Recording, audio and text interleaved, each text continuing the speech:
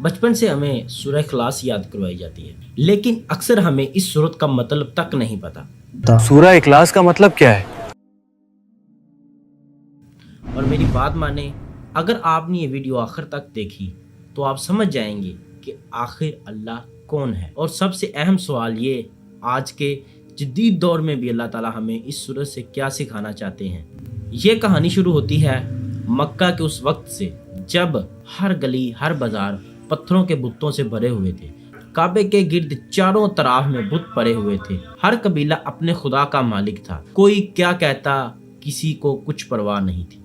ये हमारे बारिश के देवता हैं, कोई कहता ये हमारे खानदान का रखवाला है, ये हमारा बारिश का देवता है, देख कितना सुंदर है। हाँ हाँ, और ये हमारे परिवार का रखवाला है, हमेशा हमारी रक्षा करता है। यही था मक्का का माहौल। अंधेरे कायद से भरा हुआ था। लोग इनसे दुआ मांगते थे, इनके सामने सजदा करते थे और समझते थे कि यही इनके रब हैं। मक्का का माहौल ऐसा था जहां मजहब एक कारोबार बन चुका था। बुत बनाना, बेचना, इबादत सब पैसा कमाने का जरिया था। अरे भाई, नया बुत आया है यमन से, देखो कितना सुंदर है, कांटे के पत्थर से बना हुआ, बिल्कुल जिंदा जैसा लगता है। वाह, सच में कमाल है। लाओ लाओ, इसके लिए चांदी के गहने और सोने की सजावट भी बना देते हैं, सबसे अलग दिखेगा। और इस पूरी तारीक माशरे में एक रोशनी थी जो सबसे मुख्तलिफ थी। मोहम्मद सल्लल्लाहु अलैहि वसल्लम सच बोल रहे थे। लोगों को बुतों से नहीं बल्कि अल्लाह से मिलवा रहे थे। इनका पैगाम बहुत ही सादा था। अल्लाह के सिवा कोई इबादत के लायक नहीं। लेकिन कुरैश के लोग हैरान थे कि आखिर एक अल्लाह का मतलब क्या होता है। आखिर ये कैसा खुदा है जिसे देखा नहीं जा सकता, जिसका कोई रंग नहीं, कोई शक्ल नहीं, कोई सूरत नहीं। आखिर ये कैसा खुदा है जिसे देखा भी नहीं जा सकता। उसका अल्लाह तो कोई दिखाई भी नहीं देता। ऐसे खुदा का क्या फायदा जो ना दिखे ना सुनाई देड़े। अरे मोहम्मद कहता है एक अल्लाह है, तो क्या हमारे लात, उज्जा, हुबल सब झूठे हैं? उन्हें अगर कुछ दिखाई नहीं देता था तो वो थी हकीकत। लेकिन नबी करीम सल्लल्लाहु अलैहि वसल्लम एक ऐसे रब की दावत दे रहे थे जिसे ना आंखों से देखा जा सकता है और ना किसी शक्ल में समझा जा सकता। मक्का के लोग हैरान थे, कैसा खुदा है जो इंसानों के जैसा नहीं, ना सोना ना चांदी ना कोई पुतला ना तस्वीर, बस ला इलाहा इल्लल्लाह। कैसा खुदा है जो इंसानों जैसा नहीं, ना सोना ना चांदी ना कोई पुतला ना तस्वीर, बस ला इलाहा इल्लल्लाह। मोहम्मद, हमें बताओ तुम्हारा रब कैसा है? वो किस चीज का बना है, सोना चांदी या मोतियों का? इन सब के लिए ये बात समझ से बाहर थी। वो मजाक उड़ाते थे, ये सवाल करते थे, अरे मोहम्मद हमें बताओ तुम्हारा रब कैसा है, ये किस चीज़ से बना है, सोना चांदी या मोतियों का? वो समझते थे कि रब भी इनकी मूर्तियों जैसा होगा। लेकिन नबी करीम सल्लल्लाहु अलैहि वसल्लम मुस्कुराए, इनका चेहरा सुकून से भरा हुआ था। उन्होंने कोई जवाब नहीं दिया क्योंकि जवाब अब आसमान से आने वाला था। और फिर सूरह इखलास नाज़िल हुई। बिस्मिल्लाहिर्रहमानिर्रहीम, कुल हुवल्लाहु अहद, अल्लाहुस समद, लम यलिद वलम यूलद वलम यकुल लहू कुफुवन अहद। सुभान अल्लाह, ये तो रब का तारुफ है अपने अल्फाज में। अल्लाहु अकबर। और यही वो लम्हा था जब दुनिया ने पहली बार सुना खुदा का अपना तारुफ, उसके अपने अल्फाज, कि एक रब बगैर तस्वीर के हो सकता है। इनके लिए सूरत एक मोर की तरह थी। ये सिर्फ खुदा का पैगाम नहीं था, ये इनके सोचने का अंदाज बदल देने वाली एक इनकलाबी बात थी।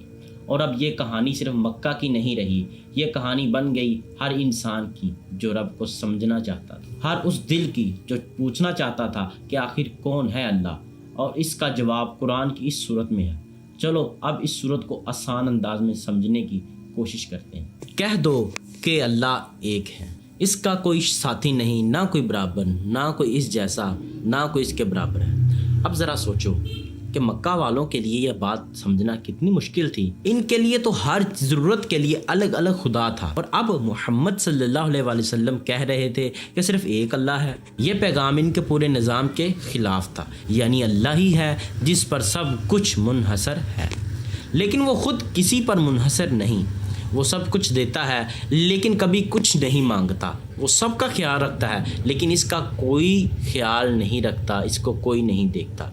अब आसान अल्फाज में समझो, ہم جیسے ایک دوسرے پر انحصار ہوتے ہیں نا، جیسے انسان ہوا، پانی، کھانا پینا، اٹھنا بیٹھنا ایک دوسرے پر منحصر ہوتے ہیں، چاہے وہ سب سے طاقتور انسان ہی کیوں نہ ہو، ان کی زندگی کسی نہ کسی چیز پر ٹکی ہوتی ہے، لیکن اللہ سبحانہ و تعالی ان سب سے الگ ہے، اسے کسی چیز کی ضرورت نہیں، وہ نہ کسی کا محتاج ہے، اس کے لیے اسے الصمد کہا گیا ہے، وہ بالکل بے نیاز ہے، سب کچھ اسی سے چل رہا ہے۔ اور تیسری آیت میں اللہ تعالیٰ فرماتے ہیں، یہ آیت صرف قریش کے لیے نہیں تھی، یہ ہر نسل کے لیے، ان لوگوں کے لیے بھی جو آج بھی کہتے ہیں خدا ایک انسان کی طرح آیا تھا، خدا کا بیٹا ہے، تو اللہ تعالیٰ نے ایک لائن میں کہہ دیا کہ میں کسی سے پیدا نہیں ہوا اور نہ کوئی مجھ سے پیدا ہوا، اللہ وہی ہے جو ہمیشہ تھا اور ہمیشہ رہے گا۔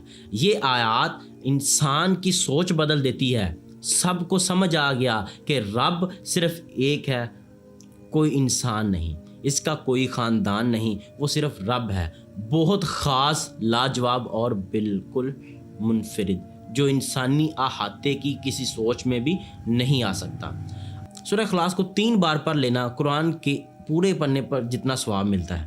اب یہ سورہ ہمیں ایک حقیقت یاد دلاتی ہے کہ ہر وقت ہر حال میں ہمیں اسی پر بھروسہ رکھنا چاہیے، جب ہم روتے ہیں تو وہ ہمیں سن رہا ہوتا ہے، جب ہم مشکل میں ہوتے ہیں تو ہم اسے یاد کرتے ہیں، جب ہم غم میں ہوتے ہیں تو وہ ہمارے قریب ہوتا ہے، اور جب سب چھوڑ دیتے ہیں نا تو بس وہی ہوتا ہے۔ یہ سورہ ہمیں یاد دلاتی ہے جہاں دنیا میں سب کچھ بدلتا ہے وہاں رب کبھی نہیں بدلتا۔ سورہ اخلاص نے ہمیں بتایا کہ اللہ صرف ایک ہے، نہ اس کا کوئی پارٹنر، نہ بھائی سچ میں یہ سورہ اخلاص ہمیں سکھاتی ہے کہ صرف ایک ہی اللہ ہے، ہاں، اور وہی سب کچھ سنبھالتا ہے، ہمیں ہر حال میں ساتھ دیتا ہے۔ میں نے سوچا نہیں تھا کہ صرف 4 آیات اتنی بڑی بات بتا دیں گی۔ سچ میں آج کے ٹائم میں بھی یہ ہمیں ریمائنڈ کراتی ہیں کہ بھروسہ کیول اللہ پر ہونا چاہیے۔ Sometimes it feels like we have lost everything, but then I remember He is still there.